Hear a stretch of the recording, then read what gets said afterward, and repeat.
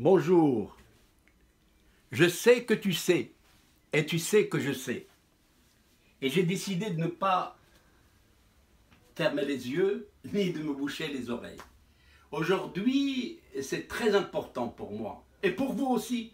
Je veux parler de la vaccination des enfants et des personnes âgées, et des personnes à risque. C'est très important. Pourquoi? Parce qu'il y a maintenant un remue-ménage en France. Et les gens, beaucoup de gens remettent en question la vaccination. Énormément, un monde, quelque chose d'incroyable. Et ils parlent de la Norvège, de la Finlande, où la vaccination est presque inexistante.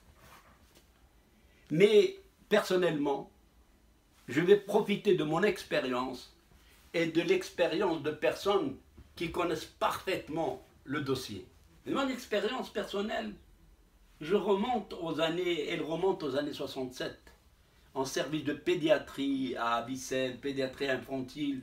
On avait des pavillons pleins de coqueluches, de rougeole, d'oreillons, de varicelle, de tuberculose, de diphtérie, beaucoup de morts, beaucoup de séquelles. À Ben Smaïn et à l'hôpital Moulay Youssef, n'en parlons pas. Et il n'y avait que de la tuberculose. Aujourd'hui, Ben Smaïn est fermé et Moulay Youssef fait de la pneumologie pratiquement. À l'hôpital Ayashi en 76, quelle catastrophe. Les sœurs géraient tout un service de poliomyélite, de séquelles de poliomyélite, des petits enfants qui ont 4 ans, 5 ans, 6 ans paralysés des deux membres inférieurs ou d'un seul membre inférieur. C'est incroyable comme paysage, comme spectacle. Et puis, il y avait un atelier orthopédique qui fabriquait les attelles de marche pour ces petits-enfants atteints de séquelles de polio. Et cet atelier avait des antennes à Agadir, à Marrakech, à Fès, à Oujda, à Tétouan. Incroyable.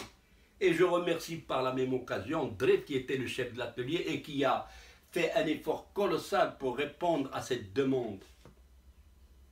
Voilà ce que c'était le manque de vaccination dans les années 76-70. Et heureusement, devant moi, ce tableau que j'ai surpris comme ça, en 2007, il y avait une campagne de vaccination qui était présidée pour les petits-enfants et pour les nourrissons. Pourquoi la vaccination? Eh bien, mes amis, les gens qui sont contre la vaccination, ils parlent d'améliorer les conditions de vie, d'améliorer le milieu, l'hygiène, l'eau potable, et adieu, on n'aura plus affaire à vacciner les gens. Oui, mais c'est pas ça le Maroc. J'avais vu hier, j'ai passé une petite vidéo à El Aouda, c'est de la saleté, de la pourriture. On n'a jamais vu ça au Maroc dans les années 70.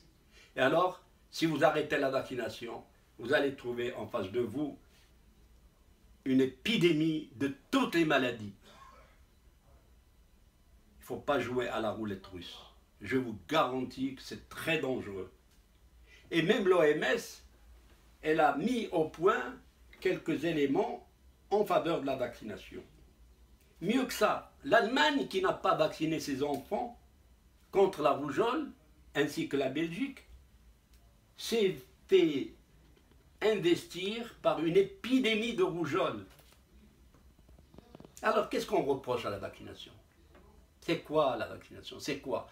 C'est le fait d'injecter quelque chose à l'enfant, ou là de le faire boire, disons, un broyat de microbes ou de virus, vivant, atténué, ou là uniquement un broyat qui est supporté, qui est avec des adjuvants qui contiennent soit de l'aluminium, soit du mercure, soit les deux, pour pouvoir renforcer cette vaccination.